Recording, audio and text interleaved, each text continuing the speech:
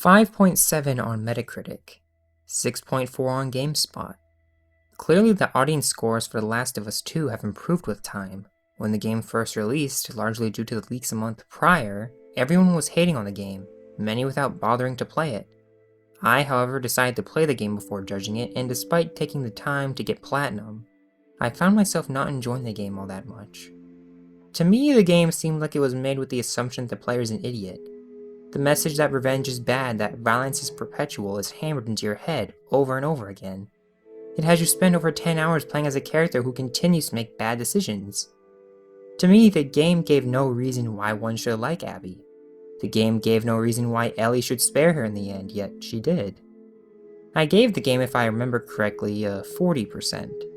But recently I went back and replayed the original, and afterwards I decided to play Last of Us 2 again as well, to see if playing it a second time would change anything.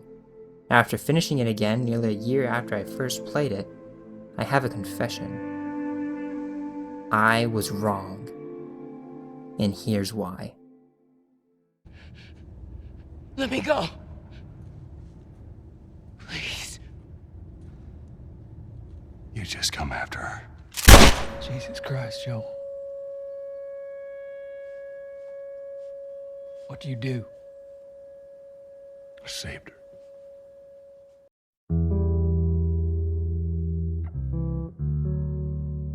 You start by riding Joel's horse towards Jackson as the sun sets behind the mountains, the hue of the light accentuating the tanness of the grass you ride through as the beautiful score and the galloping of the horses fill the void of this otherwise silent opening ride. The world Joel is in is absolutely beautiful, a stark contrast to the first time you play him in the previous game. Before, he frantically tried to flee Austin with his daughter, zombies, fire, and death surrounding him, even 20 years later in Boston. But now, after all the character development he went through in the previous game, he finds himself in a place better fitting his new, positive outlook on life. Before, he tried hard not to think about Sarah, but now he hurries home to spend time with Ellie, his second chance at fatherhood. He sings for her, just as she asked him to in the first game. Sing something. No. Come on, I won't laugh. I don't think so. Joel, please. Joel then offers to teach her to play guitar, fulfilling another promise he made to her in the first game. We are reminded that Joel truly is a changed man, that he's not the closed-off loner he was at the start of the last game. The game skips ahead a few years, and we then play as Ellie as she and Jesse, then Dina, head out on patrol. It is mentioned that she got upset with Joel the night before because Joel stood up for her. Joel tried to defend her, and she pushed him away. And never does Ellie come in contact with Joel during this part of the game. They are separated physically, just as they are emotionally. In this separation, even though this is never confirmed at this point in the game, gives off the sense that Ellie knows the truth. The lie the previous game ended on finally caught up with Joel. Later in the game we see flashbacks to the time between the two games, during which we see Ellie grow increasingly distant from Joel. She voices her suspicions on a couple occasions, but it's not until returning to the scene of the crime that she finally is able to squeeze the truth out of Joel. And boy does Ashley Johnson sell this scene. So I stopped them. Oh my God.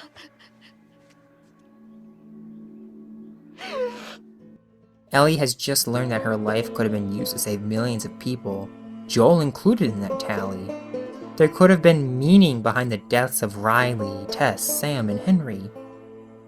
For her anyways, we know the meaning that Joel has come to, but for Ellie, she hasn't really changed all that much in a positive way. If anything, her experience in the first game was a negative one. All the pain and suffering, all the close calls, the loss of her innocence, could have been in service to something bigger than herself. But Joel threw all that away. And you can hear that in Ellie's reaction. The scene was truly moving, and it more than paid off on the ambiguous ending of the first game. Don't you fucking touch me! But deep down, even after saying she's done with Joel, how she never wants to be his friend or see him or be around him again, Ellie doesn't hate him. Deep down, she loves him still, and mentions in passing to Dina that she wants to invite Joel over to watch a movie.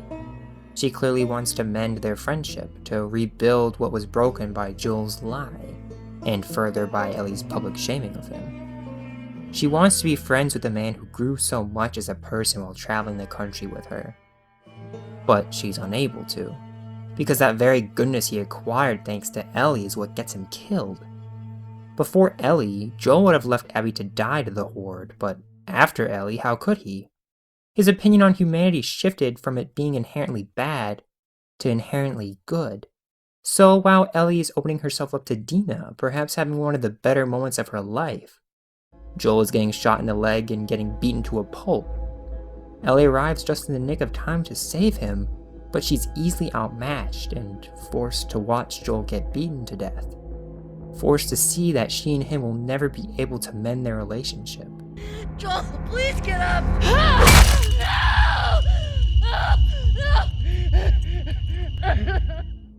What a powerful way to start the game, and what a perfect way to start a revenge story. First time playing this, I remember how badly I wanted to get revenge on Abby, for Ellie and Dina to ride off after her like John Marston, Sadie, and Charles did after Micah Bell. And that's exactly what they do.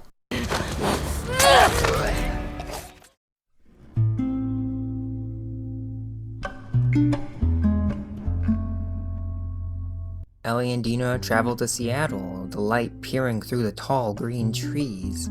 A broken Ellie passes through this area teeming with life, and once in the city, everything changes. There are so many options on how to proceed, on where to go, just as there are so many ways the story could end. The map in this part of the game is so open. Grass and vines grow along this once bustling city. A new form of life is returning to Seattle, but there is so much evidence left of the old. You can find a note about a stash of weapons in the bank. When you arrive there, you see zombies wearing body armor, and a skeleton trapped in the vault.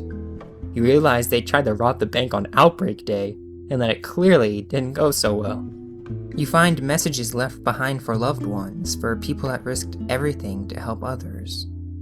But more importantly, it's this area where the player gets accustomed to Dina. We learn she first killed a person when she was 10, that she and her sister are Jewish, naturally in a long line of survivors that stem all the way back not just to the Holocaust, but the Inquisition as well. There's also a really funny line here. This place is a synagogue. Well, how can you tell? Well, I didn't burst into flames just now, so Burst into flames? it's just a dumb joke. That one just cracks me up. But here also we see that Dina is religious and often prays, which is a nice little way for us to better get to know who she is, and more importantly, this means her outlook on the world differs from Ellie's. This foreshadows Dina's eventual reluctance to continue the fight, even after she's no longer pregnant. But anyways, once Dina reveals that she is pregnant, Ellie is forced to continue the fight alone, and she heads to Hillcrest, hoping to find Tommy. And holy crap, this chapter is no walk in the park. However, it was here that I realized how amazing the gameplay is in The Last of Us 2. There are so many variables you need to keep in mind. You can't run or the soldiers will hear you, but you can't stay still or the dogs will sniff you out. You can sneak through holes in the wall, crawl around in the tall grass, and sneak from cover to cover as you slowly stealth kill the guards. But you can't stealth kill the dogs, so if you take them out, the soldiers will know you're there. The music is so intense as they open fire, and in fights like this with the soldiers firing at you and the dogs charging at you, I was genuinely nervous. It's after beating these parts though that you really feel hardcore. The satisfaction of getting hit by a bullet and falling to the ground, but immediately returning fire to shoot down the mofo that got you really makes you feel tough. The sheer amount of freedom in these areas too, the many numbers of escapes you can plan, plenty of cover to hide behind, many ways to deal with the enemies gives the game a sense of realism that the previous one lacked. One of the coolest moments of the game is when you enter the underground subway terminal, this red hue lighting the area as soldiers search you down, but at the same time there are plenty of clickers walking around. This part must be really difficult, right? Well, yes, unless you throw a single brick over by the soldiers, causing the clickers to swarm them and clearing a path for your escape. How freaking cool is that? You can use what you know about the dogs to get them off your scent, just as you can use your knowledge of zombies to finish off the soldiers. In the final chapter, you can even shoot the chains restraining zombies in the compound and have them kill off the final wave of soldiers for you. In reality, the game has a set plan for you to fulfill, but it manages to give off a sense of freedom on how to approach the fight, which is something that the previous game lacked. Basically what I'm saying is the combat in this game is a huge step up from the previous installment in the franchise. So hats off to Naughty Dog for that. But anyways, all this violence is in service to Ellie's goal of killing Abby, of getting justice for Joel's murder. But you and I both know this isn't justice, it's revenge. Over the course of these 3 days, Ellie's development is the opposite of Joel's. He opened himself up to the good the world has to offer, while Ellie makes herself an agent of violence, of hatred. A prime example would be how she beats information on Abby out of Nora, the anger on her face clearly visible while she swings the pipe. What I really like about this moment, though, is that it isn't a cutscene, it's a QTE. It forces the player to take an active part in an act that we would rather not be a part of, to beat a defenseless person who is already about to die, to rob her of the chance to find a sense of peace in her final moments. But more on that later. Each day the stakes get higher and higher. Jesse's injured, Dina is pregnant, and Tommy is yet to be found. Every second he spends alone with the zombies, the WLF, and the scars everywhere, there's less and less of a chance for him to survive. Yet Ellie keeps pushing on. She's becoming a way like Dutch Vanderland. Her obsession with her sense of justice is pushing her away from her friends, from her moral compass. So when she has to choose between killing Abby and saving Tommy, she chooses the former. And fittingly, this selfish choice leads her to commit perhaps the most atrocious act she has ever committed. She kills a pregnant woman. Sure, she didn't know Mel was pregnant until after the deed was done, but even so, that is something she will have to live with for the rest of her life. And here at her lowest point, as she not only has to contemplate the gravity of what she has done, but also has to accept the same will not happen to Abby. Who is it that shows up? But, of course, Abby.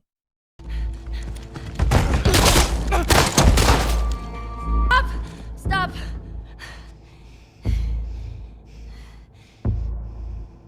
Toss your weapon. Toss your weapon!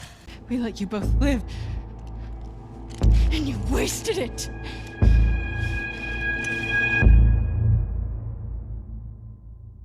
Having the player then spend the second half of the game playing as Abby, the person who just killed Joel at the beginning of the game, was a gutsy move by Naughty Dog, and I respect the heck out of them for it.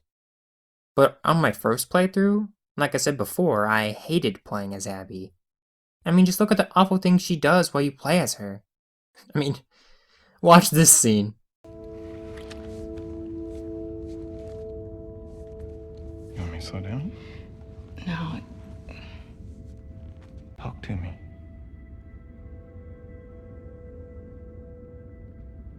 I know all the leads have dried up, but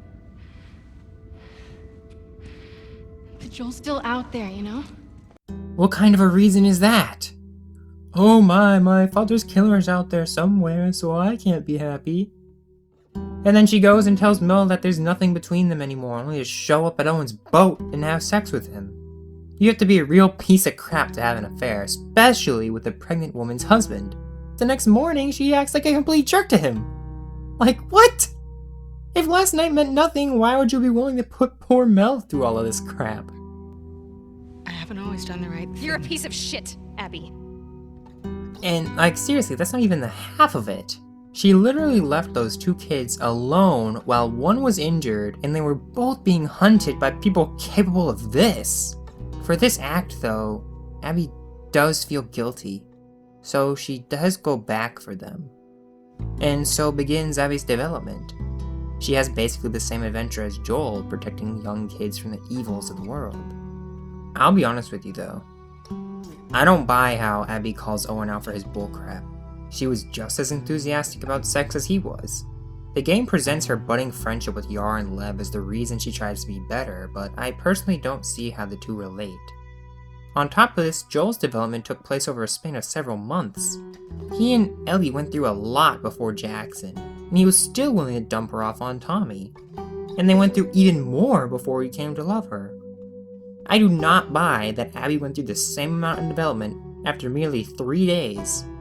The first time I played the game, this is what killed my experience.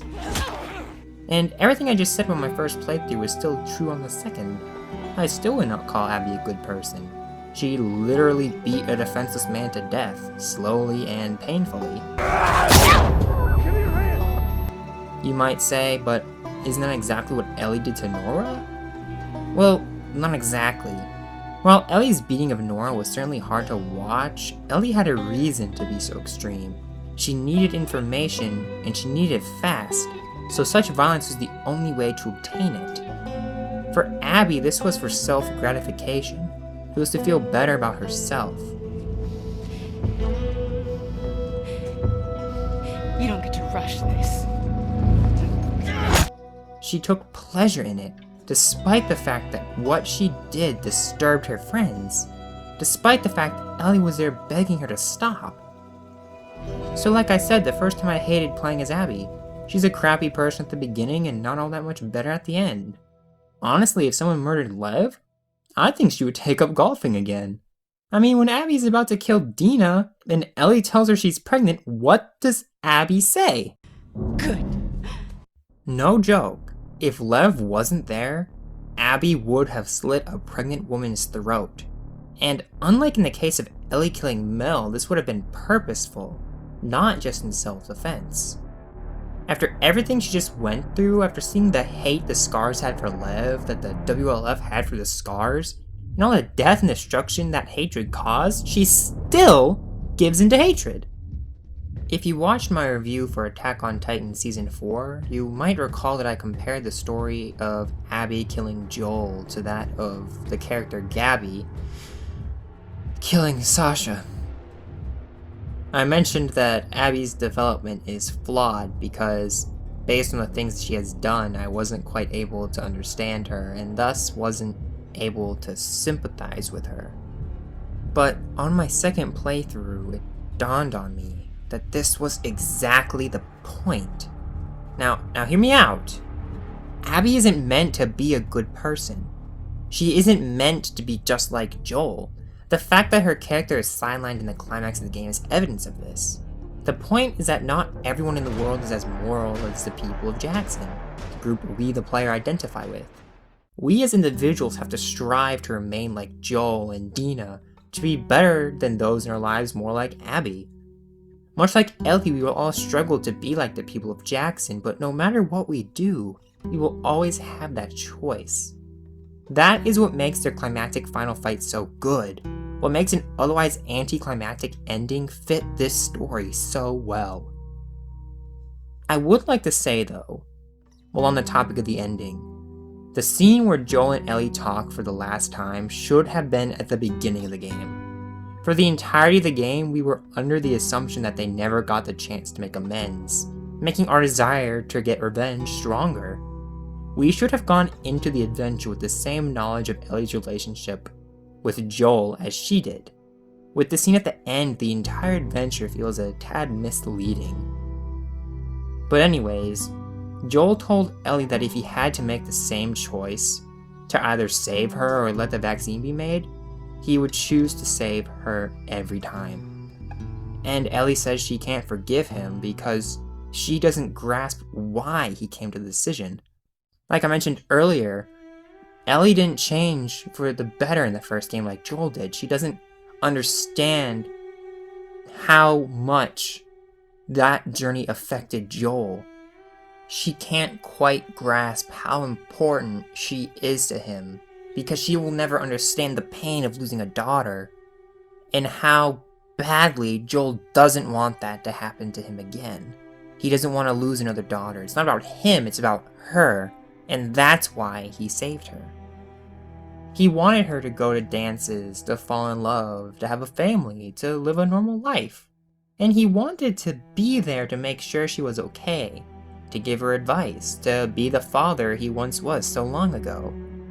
Like any father, he struggled with letting her fend for herself when she was old enough, but this was done out of love. Just as it was in the first game, when he rescued Ellie from the Fireflies.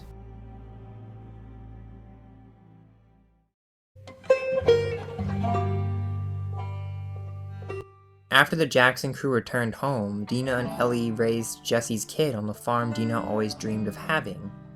Ellie had her own property. She had a child to teach to play guitar like Joel once did for her, someone she could take to a museum on his birthday. She had a loving spouse and friends close by. She had everything she could ever want, everything Joel wanted her to have. The broken, divorced, deformed Tommy serves as a reminder of what could have happened to her on her quest for revenge, of how lucky she really is.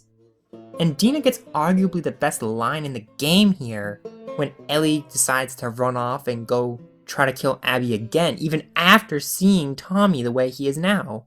Dina says, Hey, stop. Hey, come on. We've got a family. She doesn't get to be more important than that. and Dina was so right. Ellie had everything Joel could have ever wanted for her. He would never have wanted her to give any of it up. Yet Ellie gave everything up in his name. She refused to let go, to be content.